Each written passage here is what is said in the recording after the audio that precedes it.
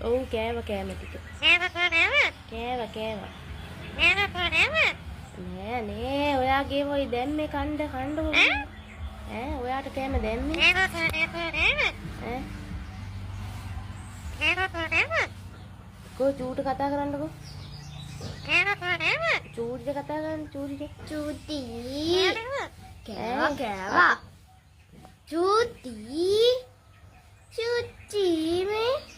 චූටි මගේ මැනික ඔව් කෑවා ඕ